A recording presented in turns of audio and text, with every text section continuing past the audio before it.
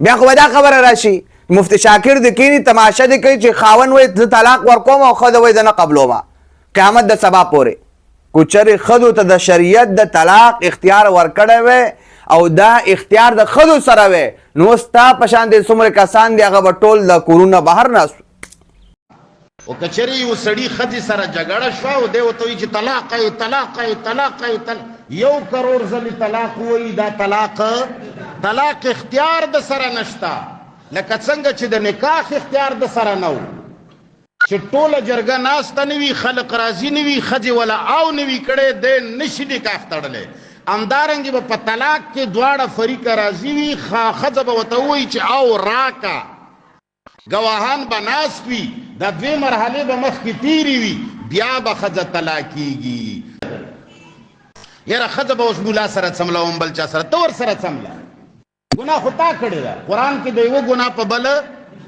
هلکه په دې مسلې پوه شوې دا یاد وساتئ د طلاق چې کومه مسله په دې امت کې مشهوره ده 100% د قرآن نه خلاف ده څه شی ده 100% د قرآن سوچه ویلي دي چې ښځه سړی لکه څنګه په خپل اختیار نکاح کولی نشي چې د دواړو اجازت نه وي دقسې طلاق نشي اچولی چې د دواړو اجازت نه وي. اول نمبر خبره مفتی شاکر دا وکړه چې یو سړی ښځې ته کو 1 کروڑ پیرې طلاقونه ورکړي 100 طلاقونه ورکړي د دې طلاق اس اعتبار نشته ځکه چې د طلاق ورکولو اختیار خاوند سره شته نه لکه څنګه چې د نکاح اختیار خاوند سره نشته لکه څنګه چې نکاح د گواهانو په موجودګۍ کې اور ایجاب اور قبول سره نکاح کیږي یعنی کہ یو طرف نه ایجاب کیږي بل طرف نه قبول کیږي د ښځې طرف نه ایجاب اور قبول د دواړو طرف نه یعنی کہ ښځې او خاوند طرفه او گواهانو موجودګي په هغې کې ضروري وایي څنګه چې نکاح بغیر د دې نه کیږي دغسې طلاق نه کیږي نو دا بالکل یو غلطه خبره دو وکړه حالانکه د دواړو مسلو کې فرق دی دو د طلاق مسله قیاس کړه په نکاح منتي د نکاح د مسلې مثال دی د اغستلو د خرڅولو په شانتي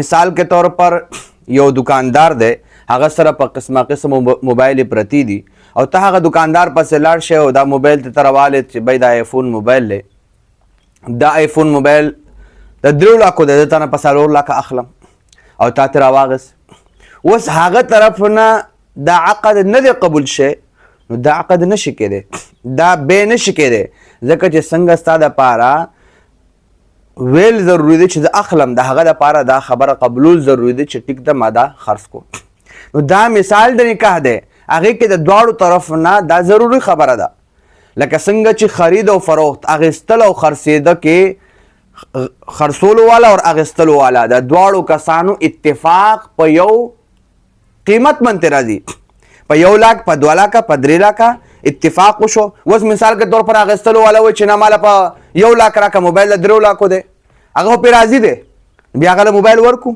نه جي اتفاق نه دی کړی دکاندار اتفاق وکړو هغه هم اتفاق دی نو بیا به دا عقد وشي د نکاح مثال دغسې دی پاتې شوه طلاق مثال دغسې سره دی نه بالکل غلط مثال پیش کړ دی د طلاق مثال دی یو معامله ختمول یو کمپنی ده یو مل په هغې کې په زرګو مزدوران کار کوي بطور اجرت منتي هغې ته شریعت په اصطلاح کې اجیر ویله کېږي اوس هغه کار کوي د مل مالک ولګېده کسان یې ویل چې بھائی کسان کار نه کوي او کار کې سستی او بې پرواهي کوي نو هغه ولګېده 15 کسان 10 کسان د کار نه ووښکل لیټر یې جاري کړې چې بھائی دا 15 کسان مونږه د مزدورۍ نه د مل نه دي نه ووښکل اوس دلته مالک ته اختیار موجود دی ځکه دا د مالک اختیار دی چې هغه دا خلک فارغه کړي ځکه چې هغه په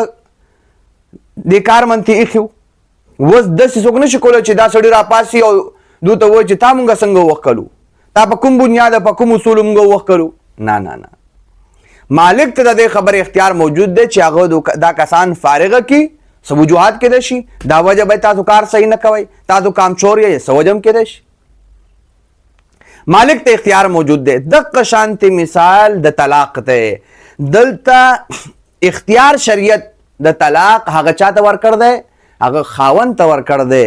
خاوند ته د خبر اختیار موجود دی، ښځه ورسره نشي چلیدی، نه چلیږي، اور بې باکه ده، بدتمیزه ده، بد اخلاقه ده، بد کرداره ده، څه وجه هم کیدی شي خاوند وایي زه ورله طلاق ورکوم، یا نور څه وجه کیدی شي. دا تاسو وګورئ تعریفات جرجاني دی، دی وایي طلاق څه ته وایي، یعنی که د تعریفونو کتاب دی. الطلاق هو فی اللغة ازالة العقد، وی لغت کی طلاق ویل کیږي د یو عقد ختمول، عقد اوچتول او پرېښودو، صحیح شوه، دې ته ویل کیږي. وفي الشرع ازالة ملک النکاح، په شریعت کې ویل کیږي د نکاح چې کوم ملکیت دی، کوم عقد چې د نکاح په ذریعې سره شی خاوند هغه عقد د نکاح هغه ختمی په دې لفظونو سره. نو دا تعریف مخه ته راغی. الله تبارک وتعالی نو دینه پته ولګېده چې نکاح اختیار د خاوند دی او شریعت خاوند ته اختیار ورکړ دی. او کوچري دا خبره شي بالفرض و تسلیم، کوچري مفتی شاکر دا خبره ومنله شي چې باید د دواړو اختیار ضروري دی. لکه څنګه چې د ملازمینو هغه مثال ما بیان کو، بیا خو چې دومره هټ درم ملازمین هغه به مونږ ستا لیټر قبلونو، ستا چې کوم دی وخت قبلونو، مونږ نه وځو کمپنۍ نه. دغه شانتې خاوند به زه طلاق ورکوم، ښځه به چې مونږ طلاق نه قبلو، نو بیا خو سره طلاق کېدی نه شي. دا خو د عقل نه خلاف خبره ده. بیا خو په دنیا کې د طلاق وقوع سره کېدی نه شي. بیا خو به دا خبره راشي مفتی شاکر د کینی تماشه دی کوي چې خاوند وایي زه طلاق ورکوم او ښځه وایي زه نه قبلوم قیامت د سبا پورې. دا خبرې چې کوم دی د عقل نه هم خلاف او د قرآن او د حدیث نه هم خلاف. دومره سړی چې کوم دی په مخې ته لاړ شي چې د هر څه نه پسې انکار وکړي، دې ته ګمراهي ویل کېږي. او بله خبره کو چېرې دا اختیار ښځو ته وی، شریعت د طلاق اختیار سړو ته ورکړلی، ځکه چې سړو کې عقل، شعور، تدبر، سوچ او بچار داسې وایي هغه چې طلاق نه ورکوي د ټولو خبرو ته به ګوري. او ښځو کې هغه حساب سره عقل نشته. کو چېرې ښځو ته د شریعت د طلاق اختیار ورکړی وی او دا اختیار د ښځو سره وی، نو ستا په شان دې څومره کسان دي هغه به ټول د کورونه بهر ناست. بیا خو ستاسو دپاره مسله وه. نو شریعت کوم یو فیصله کوي په هغې کې حکمتونه. یو حکمت پکې دا هم دی دا بوډاګان او ستا په شان د کوم کسان به ټول د کورونه بهر ناستو، برېتور ټول. دویمه خبره دو دا وکړه چې د طلاق دا مسله چې کوم په امت کې رایج ده دا 100% د قرآن خلاف ده. قرآن وایي طلاق به هله کېږي چې کله د دواړو اتفاق موجودي او د دواړو رضامندي پکې ضروري ده. دا د کوم آیات ترجمه او مطلب دی هغه آیات تاسو ماته پیش کړئ. بالکل 100% غلطه خبره قرآن منته دروغ ویلي ده. قرآن مقدس دا مسله ذکر کړله تفصیل سره. سورة البقره وګورئ آیت نمبر 229. سورة البقره آیت نمبر 229 الله تبارک وتعالی فرمای الطلاق مرتان، طلاق دو پیره ده، یعنی کہ یو پیره طلاق ورکي، دو پیره طلاق ورکي.